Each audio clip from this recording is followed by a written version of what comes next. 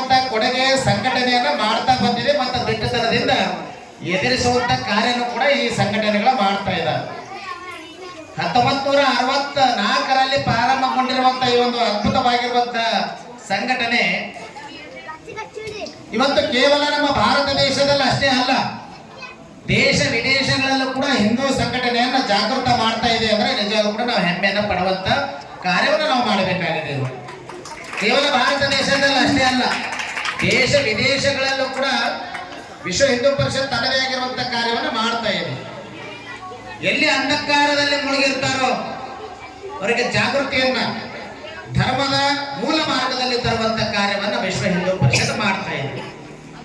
ಇವತ್ತು ಶೇಷಾದ್ರಿ ಕುಲಕರ್ಣಿ ಅವರು ತಮ್ಮ ಮಾತಿನಲ್ಲಿ ಬಹಳ ಸುಂದರವಾಗಿರುವಂತ ಮಾತನ್ನು ಹೇಳಿದರು. ನಾವು ಸಂಘಟನೆ ಮಾಡಬೇಕು. ಇವತ್ತಿನ ಕಾಲದಲ್ಲಿ ಸುಭಾಷಿತಗಾರ ಹೇಳ್ತಾರೆ, ಸಂಘೆ ಶಕ್ತಿ ಕಲಯುಗಿ ಅಂತ ಮಾತನ್ನು ಹೇಳ್ತಾರೆ. ಸಂಘಟನೆ ಬಹಳ ಅವಶ್ಯಕವಾಗಿರುವಂತದ್ದು ಇವತ್ತಿನ ಕಾಲದಲ್ಲಿ. ನಾವು ಎಲ್ಲಿಯೂ ತನಕ ಸಂಘಟನೆ ಆಗುವುದಿಲ್ಲ, ಅಲ್ಲಿ ತನಕ ನಮಗ ಉಳಿಗಾಲ ಇಲ್ಲ. ನಾವು ಸಂಘಟನೆ ಆಗ್ಬೇಕಾಗಿದೆ. ಗಲ್ಲಿ ಗಲ್ಲಿಗಳಲ್ಲಿ ಸಂಘಟನೆ ಆಗ್ಬೇಕು, ತಾಲೂಕು ತಾಲೂಕಿನಲ್ಲಿ ಸಂಘಟನೆ ಆಗ್ಬೇಕು, ಜಿಲ್ಲೆ ಜಿಲ್ಲೆಗಳಲ್ಲಿ ಸಂಘಟನೆ ಆಗ್ಬೇಕು. ವಿಶ್ವ ಹಿಂದೂ ಪರಿಷತ್ತಿನ ಒಂದು ಕರೆ ಬಂತು ಅಂದ್ರೆ ನಾವೆಲ್ಲವನ್ನ ಬಿಟ್ಟು ಒಂದು ಕಡೆ ಸೇರುವಂತ ಕೆಲಸ ನಾವು ಮಾಡ್ತೀವಿ ಅಂದ್ರೆ ವಿಶ್ವ ಹಿಂದೂ ಪರಿಷತ್ ಮಾಡಿರುವಂತಹ ಕಾರ್ಯ ನಮಗೆ ಶ್ಲಾಘನೀಯ ಅಂತಕ್ಕಂಥ ಮಾತನ್ನ ಈ ಸಂದರ್ಭದಲ್ಲಿ ನಾನು ಹೇಳ್ತೇನೆ.